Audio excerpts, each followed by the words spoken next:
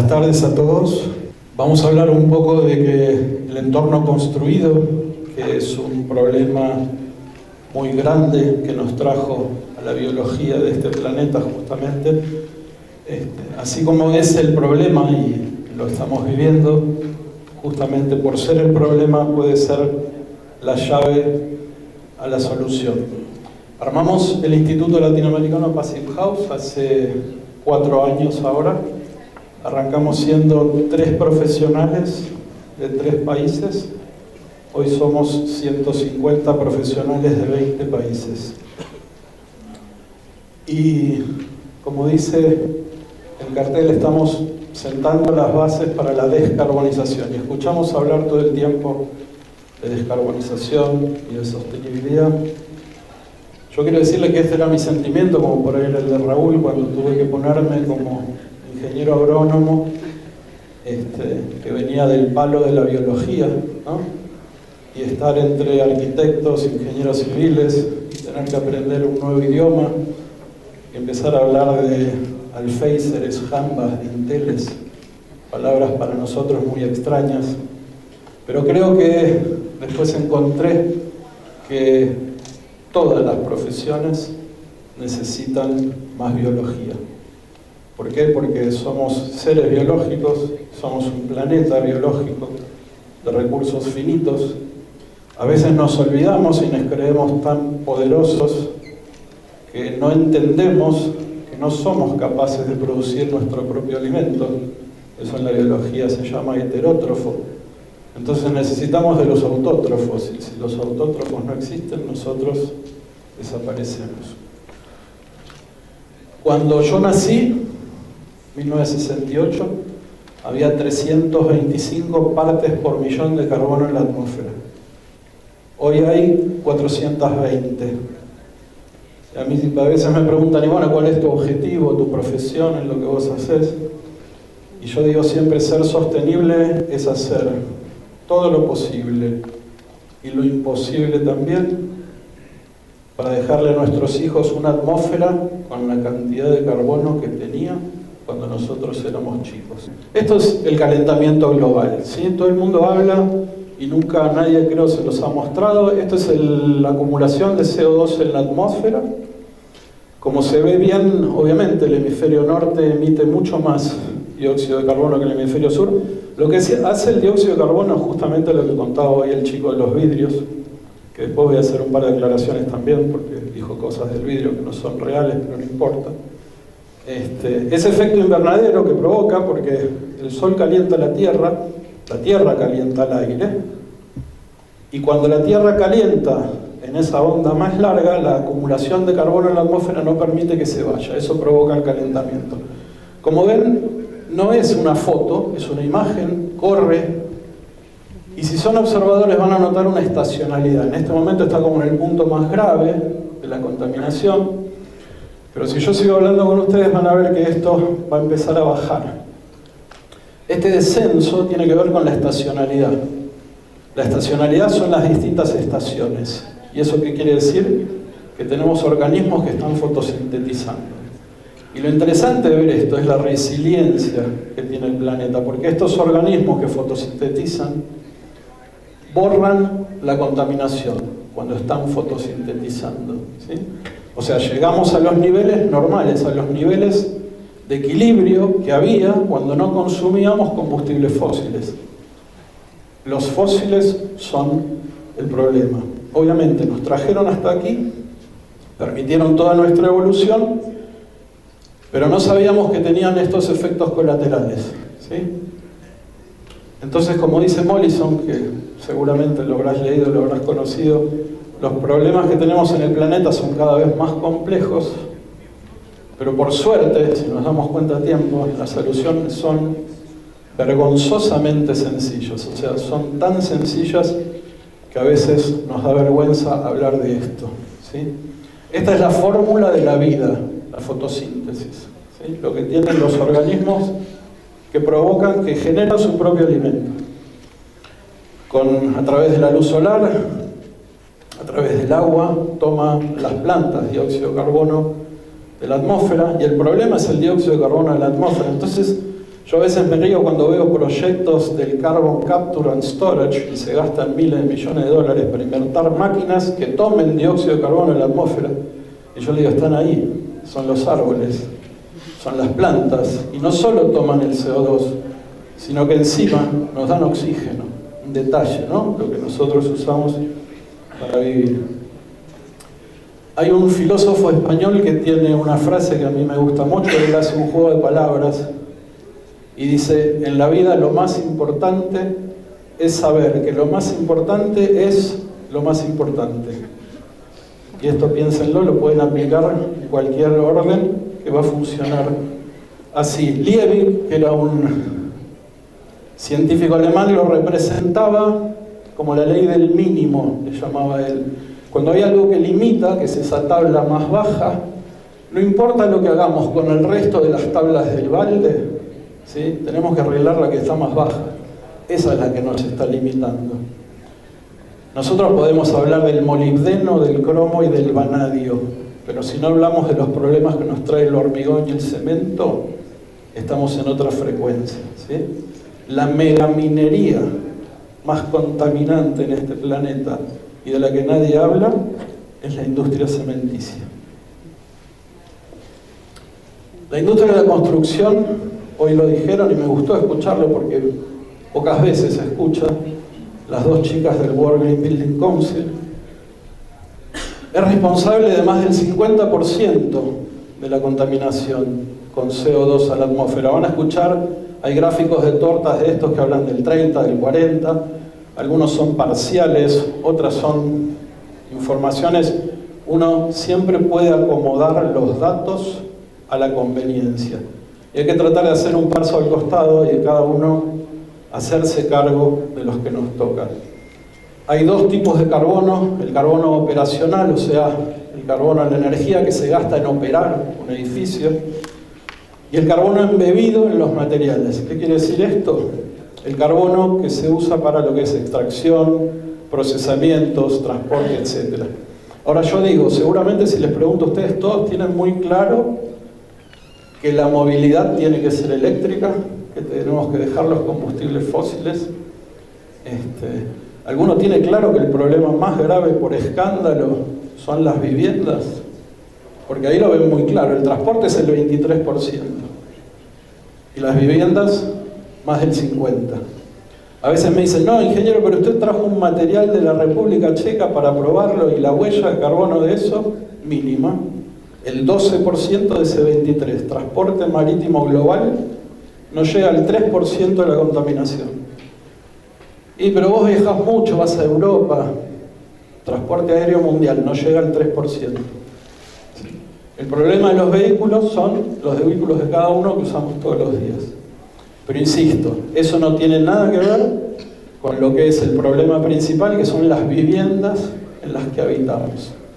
Tanto en la energía para operarla como en los materiales que utilizamos. Esto también es una teoría mía. ¿Por qué no hablamos de este tema y es más fácil echarle la culpa a los vehículos? Los autos tienen caños, tubos de escape, las casas no. Y eso, aunque parezca mentira, hay que llevar a la gente a las centrales termoeléctricas para que entiendan los consumos de nuestras viviendas. Esto para empezar así, como a mí me toca a veces hablar de lo que nadie quiere hablar. Y como acá hay muchos arquitectos e ingenieros, déjenme decirles, la arquitectura es el problema. Hagámonos cargo y a partir de ese diagnóstico empecemos a solucionarlo. Esta es una etapa, año 2003. El arquitecto Edward Masria, arquitecto norteamericano, quien más trabaja y trabajó en el panel intergubernamental de cambio climático, saca esta etapa, siendo él arquitecto, y la saca ¿por qué? Porque obviamente para obtener una reacción en la gente, él necesita aplicar algún golpe que golpee fuerte, ¿no? Entonces esos planos de los cuales sale humo es una imagen fuerte. Pero en las letras chicas justamente dice, ¿no?, que la arquitectura es el problema del calentamiento, pero también es ahí donde está la solución. Así es como imagino yo que se ve la industria de la construcción y el cambio climático. Esa es la imagen, ¿no? Le estamos dando así de cabezas y lo estamos perdiendo. No es esa la actitud que tenemos que tener. Bueno, esta arquitecta es una arquitecta estrella, profesora en Harvard con contrato de por vida, fue la primera mujer, y está claro su mensaje, ¿no? La arquitectura debe ser sostenible. Ahora nos vamos a meter un poco en el término sostenibilidad, porque realmente debe ser el término más bastardeado de la lengua española. Esto que ven acá es la síntesis de qué es la construcción sostenible. La construcción, para ser sostenible, tiene que cumplir con dos pilares. Tener bajo carbono embebido, que son las barras amarillas, ¿sí? Y tener un bajo carbono operativo, o sea, lo que gastamos en operar el edificio. Acá está puesto el ciclo de vida del edificio. Y es lógico si uno lo piensa, ¿no? En el año cero, toda la energía es la que gasta en materiales y todavía el edificio no se opera. A partir de ahí se empieza a operar. Entonces es interesante ver este tipo de gráficos, porque primero uno ve la importancia de la materialidad, ¿sí? Y si uno toma los 10 primeros años, en este caso, la materialidad implica casi el 74%. Y el problema lo tenemos hoy, ¿no? Es como un costo de oportunidad. La solución a los problemas del calentamiento lo tenemos que dar hoy, porque cuanto más tarde los demos, peor es. Por lo tanto, la materialidad es muy importante. Entonces, hasta hace muy poco tiempo hablábamos siempre de la eficiencia, y estábamos mucho con la eficiencia, y se los digo y hago una autocrítica. El Passive House, que es un estándar alemán de altas prestaciones, trabaja sobre la energía operativa, ¿sí? No le importa el material, ¿sí? Lo discuto todo el tiempo con los alemanes con los que trabajamos, y desde el Instituto Latinoamericano decimos: nosotros queremos el estándar Passive House por las altas prestaciones que tiene, pero queremos llegar a ese estándar con materiales de base biológica. Lo podemos hacer, lo demostramos también que lo podemos hacer. Materials like concrete, steel, and foam versus carbon storing materials like straw, wood fiber, cellulose, wool, cork, bamboo, rice hulls, seaweed. There are so many. They all go through a similar process at some point. We harvest the raw material and we take it to a factory for production. It gets transferred to the site, then we use the material to make the building. Ta-da! Let's say, for argument's sake, the building lasts for 60 years. And then at the end of its lifetime, the material is recycled or it goes to landfill. All these processes release a certain amount of carbon into our atmosphere, and carbon storage materials do the same thing. But to see the difference, we need to back things up a little. You see, for carbon storing materials, the process works a little differently. First, the product is planted, so there is some carbon released in that process. But then the plant starts to grow. And as it grows, through photosynthesis, it starts absorbing carbon from our atmosphere and storing it inside the plant. This process continues until the plant is ready to be harvested. Then we go through the same process as before, but the difference is we start the process at a negative carbon number because of the CO2 it absorbed while growing. Todo lo que ven de So los by the time materiales that building biobasados is in está por use, debajo that de la material línea is de storing more cero. carbon and it has released back into the atmosphere. For consistency, let's assume the building lasts 60 years. That whole time, the material is storing CO2 it removed from our atmosphere, which is why we call it a carbon storage material. Then at the end of its life, depending on the material, it can go a bunch of different ways. Sometimes we can reuse it in another building, and the carbon storage continues. We could recycle it, we could burn it to create biochar and store some of the carbon, or burn it at a cogeneration plant to create both heat and power. Maybe it's just buried inside the landfill, or worst case, breaks down and releases methane into our atmosphere. But as you can see, regardless of what happens, this is the difference between materials that have a carbon footprint and materials that offer carbon storage. Entonces, esto es muy importante, ¿no? O sea, sabemos que hay materiales que son depósitos de carbono. Y me olvidé de decirle algo al principio. Ese carbono que veían en la atmósfera es el resultado de un balance. Hay un montón, todos los las actividades humanas generan carbono, ¿sí? Y hay solo en el mundo, en el planeta, 3 sumideros de carbono, que son los bosques, los océanos y los suelos, ¿sí?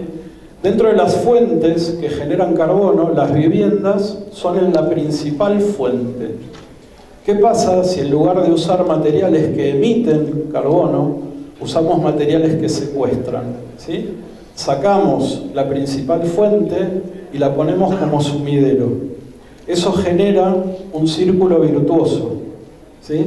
Eso se llama arquitectura regenerativa. O sea, no solo podemos frenar las emisiones de CO2, como estamos hablando de carbono neutralidad, no, podemos ir más allá. Podemos ir a la carbono negatividad y que esas 400 partes por millón que le dije que hay hoy, poder llevarlas a las que había cuando nosotros éramos chicos. Thomas Rau es un arquitecto holandés y él, hoy hablaron también, ¿no? Él es uno así como un adelantado que él dice que los materiales de construcción deberían ser de un dueño y quienes hagan las obras los alquilan. Y cuando ese edificio termina su ciclo de vida lo desarma y se le va a otro. Y trabajan de esa manera. Después investiguenlo, él hizo hace muy poco el edificio de la banca Tríodos, que es la banca ética, ¿no? Un poco un oxímoron, una banca ética, es algo medio raro. Los bancos en su cartera crediticia a quienes más financian son a los hidrocarburos, ¿no? Esto es algo que discutimos bastante con los distintos bancos. Y de nuevo, lo más importante es saber que lo más importante es lo más importante. Entonces, si vamos a arrancar con el año 1, la energía embebida en los materiales es lo más importante. Y tenemos datos, ¿no? Entonces tenemos que contrastar datos. Y como dice esa frase, podemos creer en Dios, creemos en Dios. El resto traiga datos, no le vamos a creer, ¿sí? Traiga datos, tenemos la capacidad de analizarlos. Entonces sabemos que hay materiales como las aislaciones que tienen un gran impacto en la energía embebida y en la energía operativa. Y claro, sí, hablamos poliestirenos, poliuretanos, son todos grandes, se necesitan grandes emisiones de carbono para obtenerlos. Tenemos materiales excelentes biobasados que aíslan mucho mejor que los poliuretanos, que los poliestirenos y todos los ésteres y espumas que usamos. De hecho es gracioso porque trabajamos a veces, hay unos amigos en Chile que hacen un aislante en base a lana de oveja. Y entonces la gente me pregunta, pero ¿la lana aísla? Y yo le digo, le robaron el nombre. Hay lana de vidrio, lana de roca, lana mineral, ¿no? Tendrían que pagar un royalty a las ovejas. Yo nunca vi una oveja tiritando, las veo pastando con 1 metro de nieve en el lomo en la Patagonia y están siempre lo más bien. Y volviendo al tema de mis amigos los cementeros, y esto no lo digo yo, son periodismo importante, BBC, el Guardian, es una locura, ¿no? Es el elemento más destructivo que el hombre generó y es el segundo que usamos en volumen después del agua. Es un excelente material, pero nos hicimos adictos y las adicciones no son buenas. Yo sé que acá hay jóvenes arquitectos y si a mí me dijeran, Juan Manuel, tenés 4 palabras para decirles y después te vas, yo les diría, los miraría fuerte en los ojos y les diría, dejen de usar cemento. Basta. O sea, de cota 0 para abajo úsenlo, de cota 0 para arriba no. Si me dan un tiempo les explico por qué. Y la contaminación con carbono no es tampoco el más grave problema que tiene el cemento, ¿sí? Compite por el agua dulce, es el generador de material particulado de 2,5 micras directamente relacionado con mortalidad infantil, con ACV, hay un montón de cuestiones. Una vuelta hicimos una conferencia en República Dominicana, hay 7 fábricas de cemento en la isla y el presidente es un industrial cementero. No puedo entrar más a República Dominicana, pero bueno, se lo pude decir. Y todo está casi perdido si justamente una de las cementeras más grandes del mundo es quien entrega todos los años el Sustainable Building Award. Que Holcim entregue el Sustainable Building Award es más o menos como que un fabricante de armas decida el Nobel de la Paz, ¿no? Una cosa así. Insisto, es un excelente material, ¿eh? El problema no es de los materiales, es de los que los usamos para todos. Acá hay un montón de arquitectos, ¿no? ¿Qué pasó? ¿Cuándo nos olvidamos de las arquitecturas? Mirá, escúchame a mí, hablando de arquitectura vernácula les voy a hablar. ¿Cómo era la arquitectura vernácula del Paraguay? La tierra cruda, el bareque, la quincha. ¿Cuándo nos olvidamos de eso? Cuando pudimos enchufarnos y montar los aires acondicionados. Fue en ese momento que perdimos casi todo. En California, estos son así como cosas esperanzadoras, ya es normativa mandatoria, ¿sí?, la reducción del carbono embebido en los materiales. Los californianos son siempre los que van a la vanguardia con todo esto. Y para todas estas decisiones, como les digo, siempre hay que jerarquizar las variables, ¿no? Cuando nosotros tenemos que hacer un edificio de oficinas, estamos hablando que estamos emitiendo por metro cuadrado de edificio final casi 1 tonelada de carbono en lo que es la carcasa, el núcleo del edificio y la carcasa, y en lo que es interiores podemos llegar hasta 4, estamos hablando de 4 toneladas por metro cuadrado construido en una oficina, ¿sí? ¿Por qué? Porque el ciclo de vida de los materiales de oficinas siempre se consideran de recambio mucho más rápido. En una vivienda podríamos hablar de que normalmente podemos emitir hasta media tonelada por metro cuadrado construido, y si lo hiciéramos con materiales un poco más inteligentemente, podríamos secuestrar 1/4 de tonelada. Imagínense la diferencia. De nuevo, lo más importante es saber que lo más importante es lo más importante. Todo lo que es cemento y aislaciones se llevan casi el 60%, o sea que si yo trabajo en lo que es ponerme a discutir una chapa de un techo no tiene sentido, porque estamos hablando de un 2%, no mueve la aguja. Sí vamos a hablar de un material aislante, sí vamos a hablar de cimentaciones, muros, columnas, etc. Miren, todo lo que podamos explicar de simuladores de eficiencia energética, los viejos de antes eran grandes sabios, ¿no? Y particularmente era uno, Fourier, un francés, hace 101 años, en 1822, describió cómo se mueve la energía a través de un cuerpo, a través de un muro en este caso. Y lo describió muy fácilmente. El flujo de energía es la conductividad por el salto térmico de un lado al otro y divide el espesor de ese cuerpo. O sea, tiene que ver la conductividad, tiene que ver con la temperatura de a cada lado y tiene que ver el espesor. Ahora, era gente tan inteligente que aclaró: la energía se mueve siempre de la cara caliente a la cara fría. Él no habló de interior o exterior, ¿sí? Entonces, esto explica que la física de la construcción sirve para cualquier clima. Para clima frío, extremo frío, para clima cálido, cálido húmedo o extremo, no importa.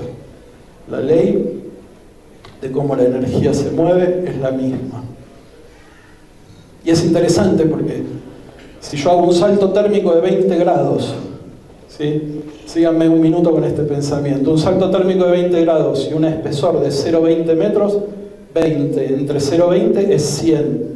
Entonces, sabiendo la conductividad de un material, puedo ridiculizarlo en esta simplificación que estoy haciendo, diciendo: si yo trabajo con hormigón, el hormigón tiene una conductividad de 2,63 vatios por metro y Kelvin. Entonces, 2,63 por 100 son 263 watts de energía en una ciudad como Asunción. Está entrando, ¿no? El calor entra de afuera adentro. Por metro cuadrado de muro, 263 vatios. La gente dice: el adobe aísla. No, el adobe no aísla. Que aísle mucho más que el hormigón no quiere decir que aísla. Si lo hago con adobe, esos 260 van a pasar a 75. Los pueblos originarios no hacían estas cuentas, pero sabían que el adobe era fresco, ¿no? Por eso hacían sus viviendas así. Entonces, como les digo, todos los software de simulación del planeta usan la ley de Fourier como base. Estos son los principios del Passive House, que es lo que nos nuclea, ¿no?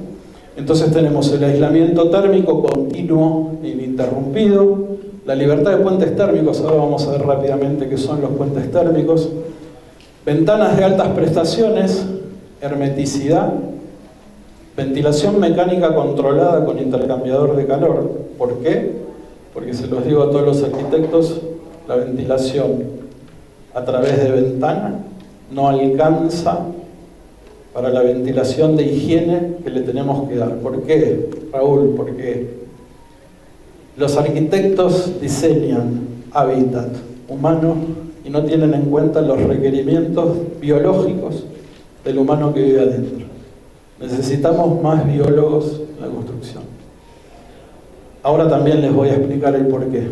Por último, obviamente, Latinoamérica tenemos mucho más problemas por sacando la Patagonia argentina y chilena. Nuestros problemas son por sobrecalentamiento más que por sobreenfriamiento.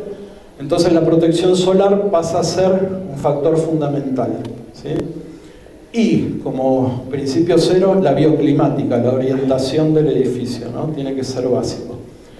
Con estos 7 principios, nosotros logramos, antes de empezar a dibujar el proyecto, y lo hablaba hoy con la arquitecta, podemos diseñar sin temor que vamos a hacer un edificio que va a consumir como máximo, ahí dice calefacción, pónganle refrigeración porque es climatización en general, 15 kilovatios hora metro cuadrado año. El hotel que vimos hoy, y que es el hotel donde yo me estoy alojando, porque es el primer hotel en mi vida que me presenta un análisis de calidad de aire interior y soy un enfermo de medir calidad de aire. Estoy midiendo la calidad de aire que tenemos acá, después les voy a comentar, tenemos algunos problemas con materiales particulados y eso. Pero en el hotel que veíamos hoy, que es un excelente edificio, ¿sí? Y que es súper eficiente, estaba consumiendo 78 kilovatios hora metro cuadrado año. Eso para nosotros es un edificio de baja demanda energética. Ahora, de 80 o 78 a 15 lo podemos mejorar mucho, ¿sí? Entonces, con estos principios nosotros podemos diseñar. Esos principios son como si fuera los ingredientes de una receta. Son los 7 principios.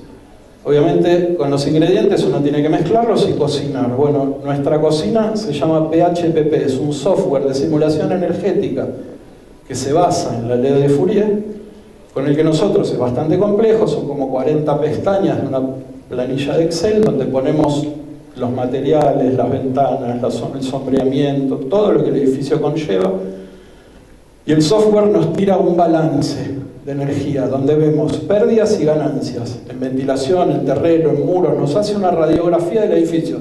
Nadie puso, todavía ni entró la máquina, ni nadie puso un ladrillo, ¿no? Y nosotros estamos simulando un edificio.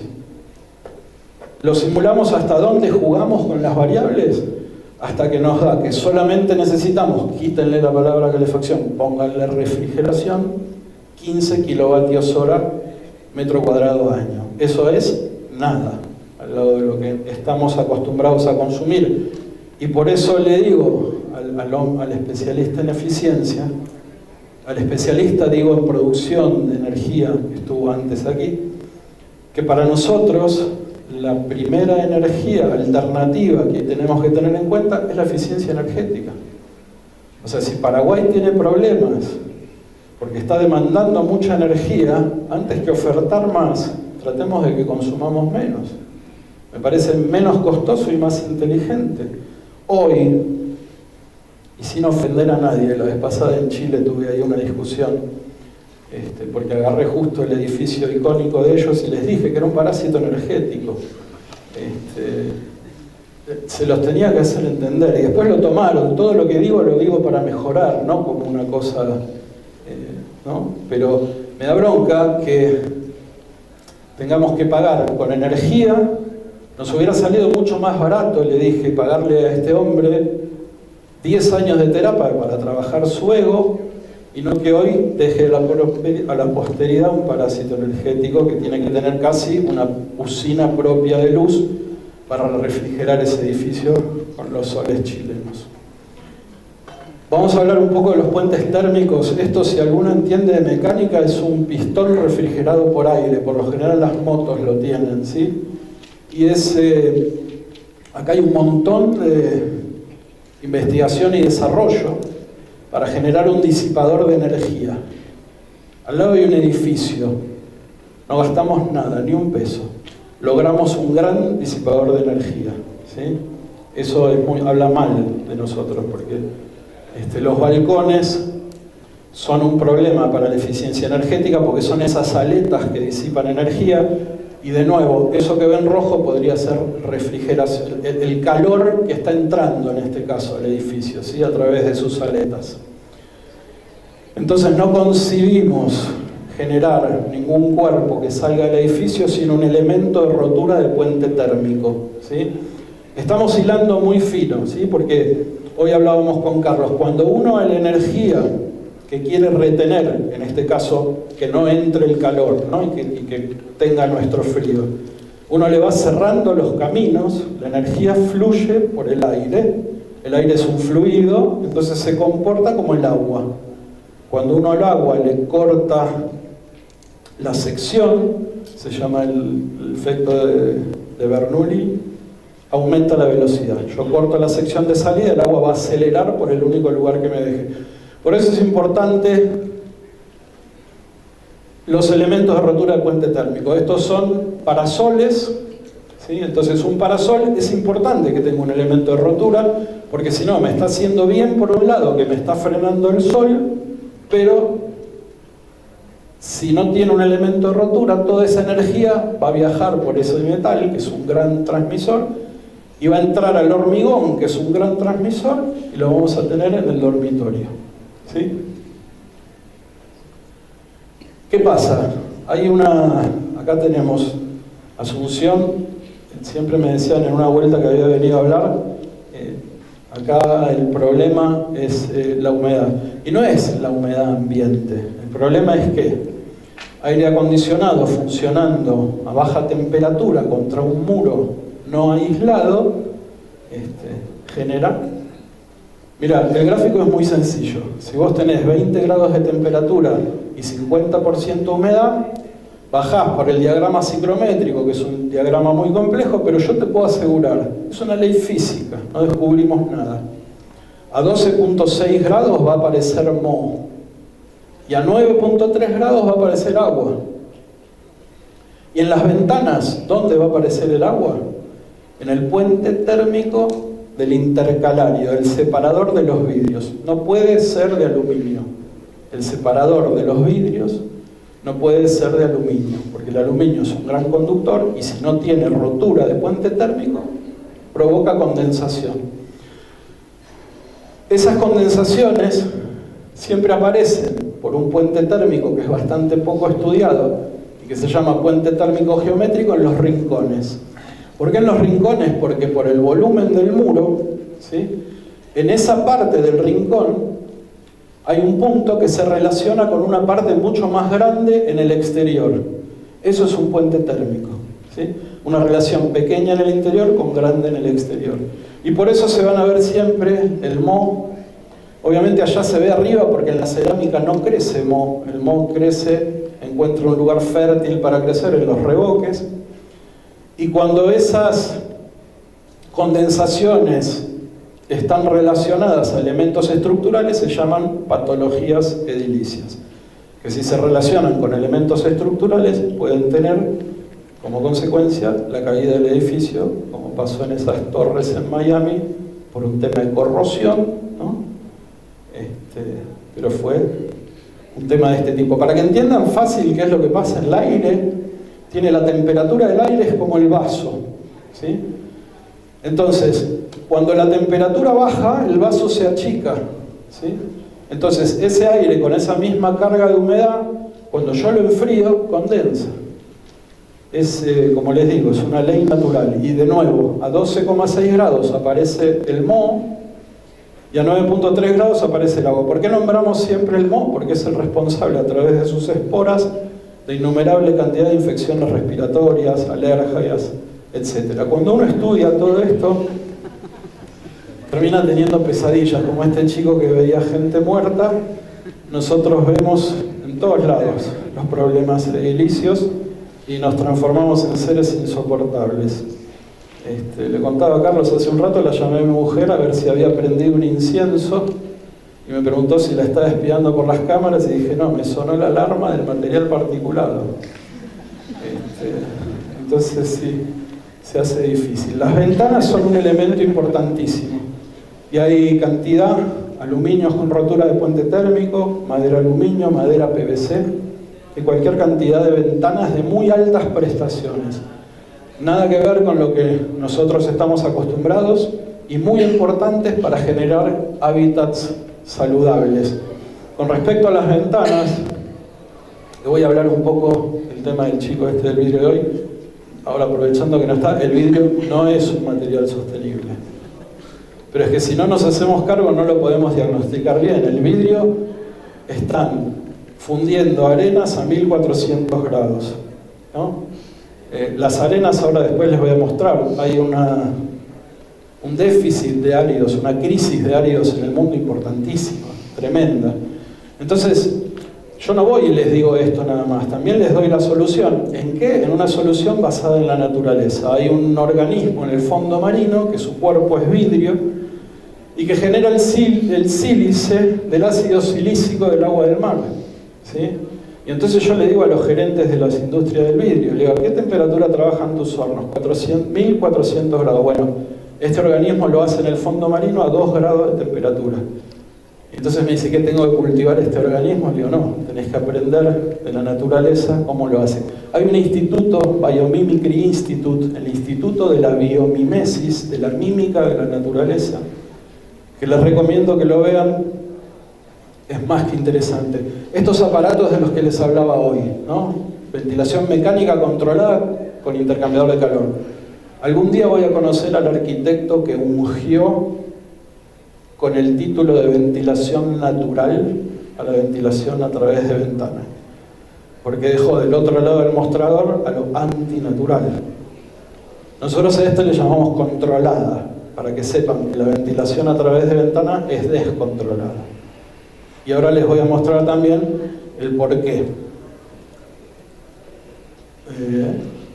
Esta línea roja es la línea de 1000 ppm de CO2.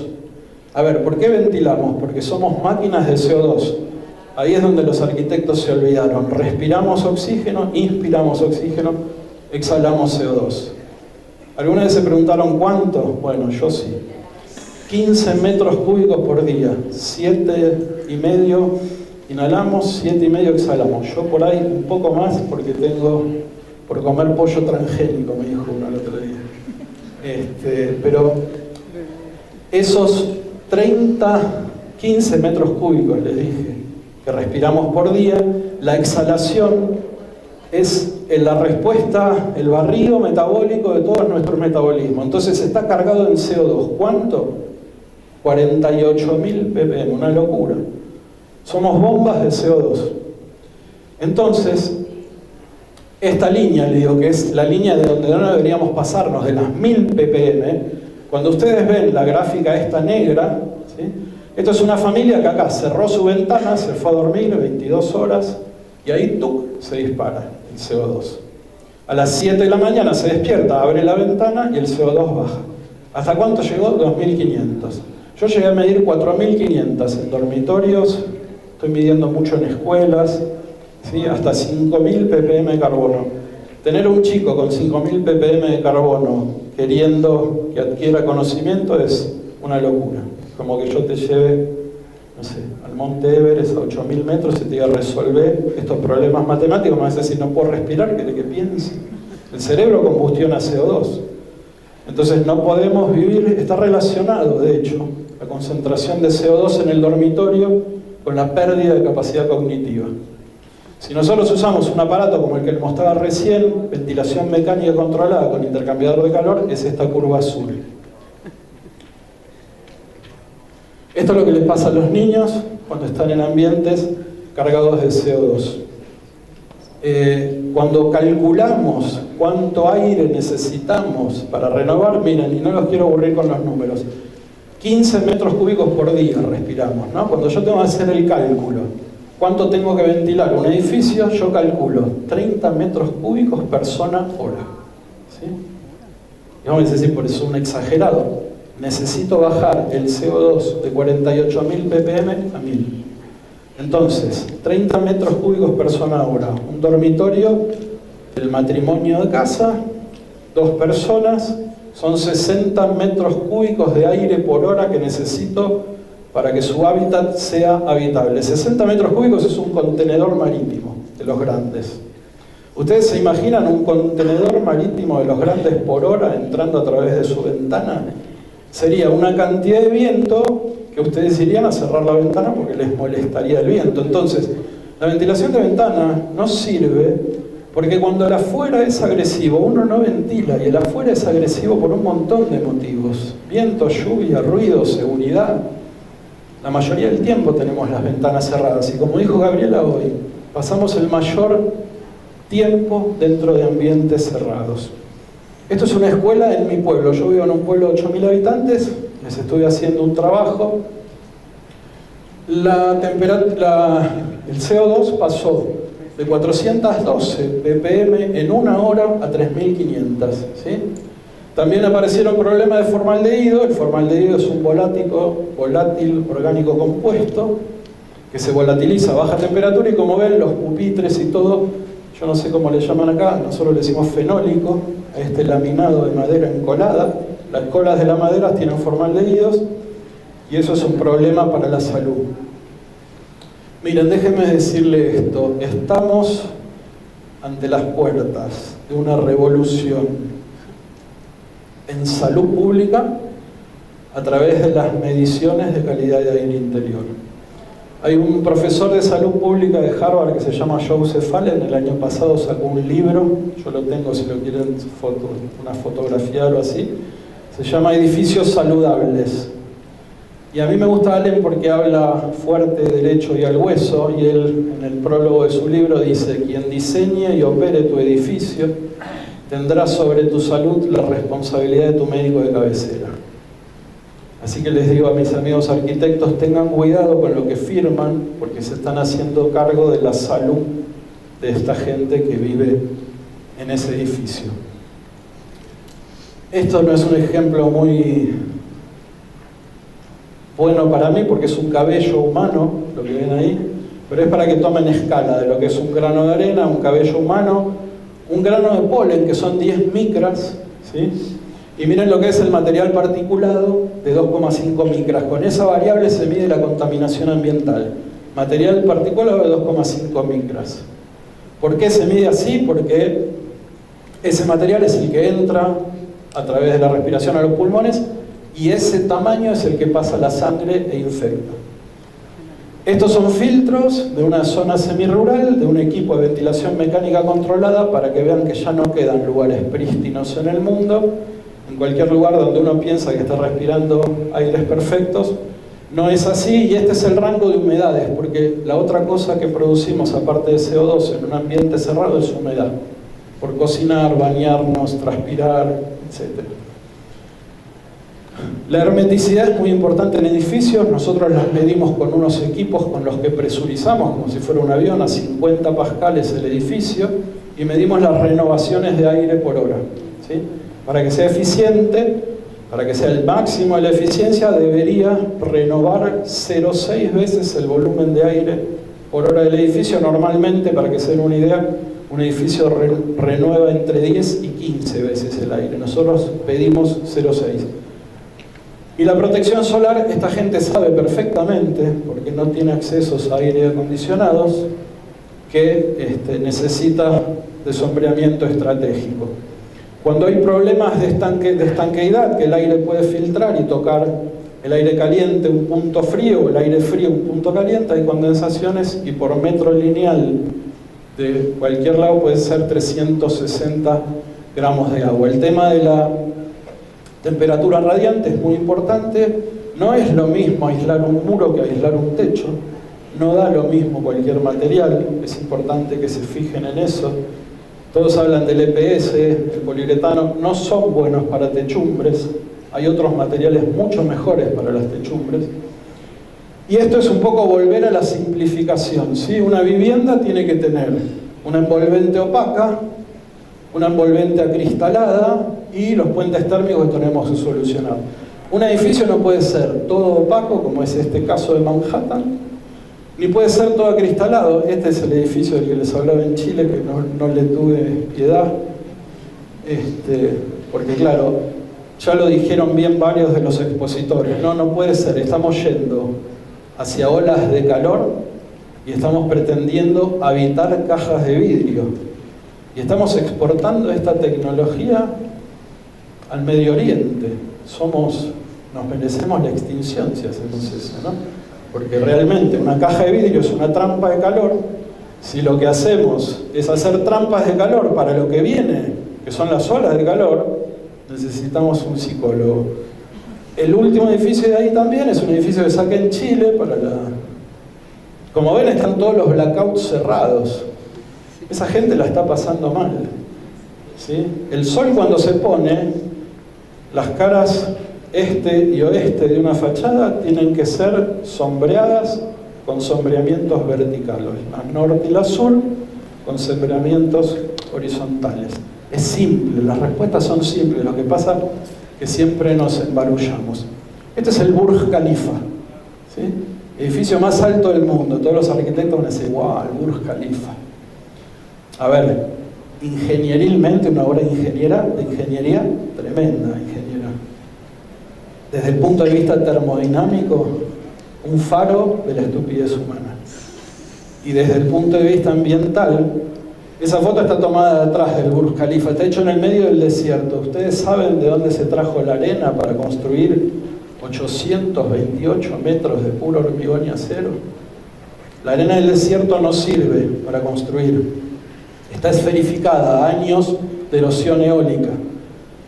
Trajeron la arena de Australia a 10.000 kilómetros de distancia. Hay una crisis de áridos en el mundo tremenda y la gente dice, claro, los áridos son no renovables. No, sí, son renovables a tasas geológicas. 12.000 millones de toneladas por año nos da el planeta de áridos. Consumimos 48.000 millones. Yo hablé de esto con mi hijo, que tiene 13 años, y me dice, papá, colapsa eso. Sí, claro que colapsa. Tenemos que cuidar el cemento. Y este gran arquitecto, inventor, Buckminster Fuller, siempre decía esto, no pelees, presenta soluciones superadoras. Tenemos varias soluciones superadoras y tienen que ver con la biomimesis. Este es un amigo, un arquitecto, inventor argentino que desarrolló desde los 11 años que estudiaba los huesos.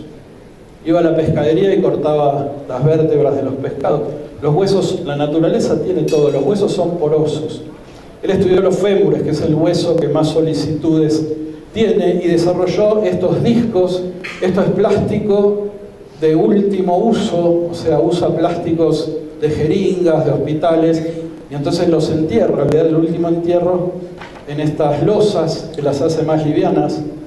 Hay que usar menos hormigón, él usa un 35% menos de hormigón, un 40% menos de acero, sin afectar estructuralmente para nada. Esa red que se ve, que dice biomimesis en esa foto, así queda.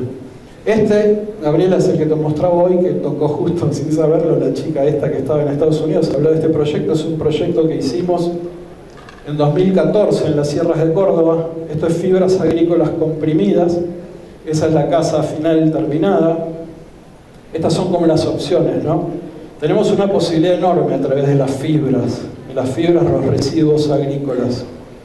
Hoy hablaba, creo que en el almuerzo, vengo de Argentina, un país tremendamente empobrecido, sobre todo en los últimos años, y no nos gusta sentirnos pobres. Entonces no mido más variables económicas y mido variables agronómicas. Si la fotosíntesis es la llave para salir de todos estos problemas, en Latinoamérica mido la cuenca fotosintética per cápita, no el ingreso per cápita. Cuenca fotosintética per cápita tenemos 6 veces el poder europeo y 2 veces la media mundial. Es nuestro nuevo oro. Ojalá que no lo cambiemos por espejitos. Este es un material, Agroecolution es una empresa que se está instalando en Uruguay, hace placas aglomeradas de paja de trigo. La casa que ven ahí arriba es de 1955 en las afueras de Estocolmo. Está como nueva la casa y se usó este material. Pete Walker es quien más estudió las fibras comprimidas de la Universidad de Bath. Y acá me interesaba dejarle estas empresas. Stora Enso es la maderera más grande del mundo, tiene registro de industria desde el año 1288, a los que les gusta la industria. Y mirá qué paradoja, porque ellos dicen, todo lo que se puede hacer con hidrocarburos se puede hacer con árboles.